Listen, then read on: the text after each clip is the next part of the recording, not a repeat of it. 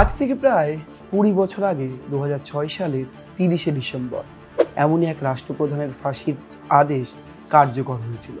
কিন্তু কোথাও গিয়ে বাংলাদেশের প্রাক্তন প্রধানমন্ত্রী শেখ হাসিনার মৃত্যুদণ্ডে দণ্ডিত হওয়ার পর তার ফাঁসির আদেশ কার্যকর হবে কি হবে না তার মধ্যে প্রশ্ন উঠছে, এমন নির্দেশও সত্যি সত্যি দেওয়া যায়। বাংলাদেশের আন্তর্জাতিক ট্রাইব্যুনাল একাধিক মামলায় ইতিমধ্যেই দোষী সাব্যস্ত করেছিল শেখ হাসিনাকে। তারপর রায় দান করা হয়েছে এবং যে সাজা ঘোষণা করা হয়েছে তাতে মূলত যে তিনটি বিষয় উঠে এসেছে তা হলো মানবতা বিরোধী অপরাধ। কে করেছেন? বাংলাদেশের প্রাক্তন প্রধানমন্ত্রী শেখ হাসিনা সহ আরও একাধিক মন্ত্রী আমলারা। কি বলা হচ্ছে এই রায়ে? প্রায় ৪৫৩ পাতার এই রায়ে মূলত তিনটি চার্জের কথা বলা হচ্ছে। চার্জ ১ বলা হচ্ছে যে মানবতা বিরোধী যে অপরাধ শেখ হাসিনা করেছেন তার কারণ তিনি বহু মানুষের মৃত্যুর জন্য সরাসরি দায়ী, আর এই অপরাধের জন্য তাকে আমৃত্যু জেলবন্দি থাকতে হবে। চার্জ 1-এর কথা বলা হওয়ার পরেই বিচারক অর্থাৎ আন্তর্জাতিক যে ট্রাইব্যুনাল বাংলাদেশের সেখানকার বিচারক গোলাম মুর্তাজা তিনি বলছেন চার্জ 2 এবং চার্জ 3-র কথা। কিন্তু কি অভিযোগ ছিল হাসিনার বিরুদ্ধে? শেখ হাসিনার বিরুদ্ধে প্রথম যে অভিযোগ উঠেছিল তা হলো গত বছরের 14 জুলাই গণভবনে আন্দোলনকারীদের রাজাকারের বাচ্চা ও নাতিপুতি হিসেবে আখ্যা দেন হাসিনা।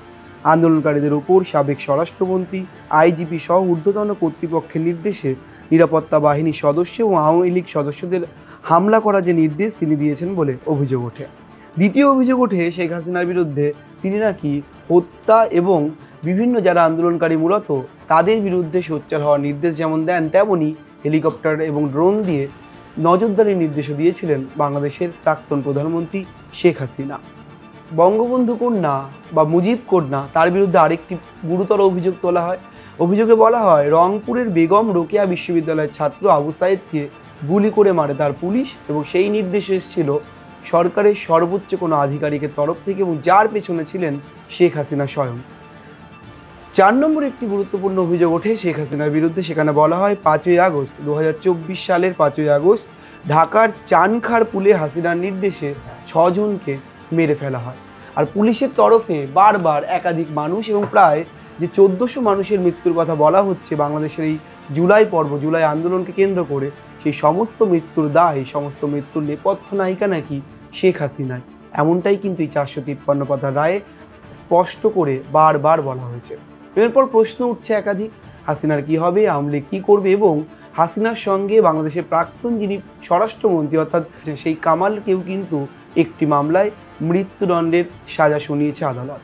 সব মিলিয়ে বাংলাদেশের এই পরিস্থিতি এবং হাসিনার এই সাজা ঘোষণা কার্যত ফের রাজনৈতিক পারদ চড়চড়িয়ে বাড়াচ্ছে। ক্যামেরায় সুমনের সঙ্গে রবীন দাস, সংবাদ প্রতিদিন .in।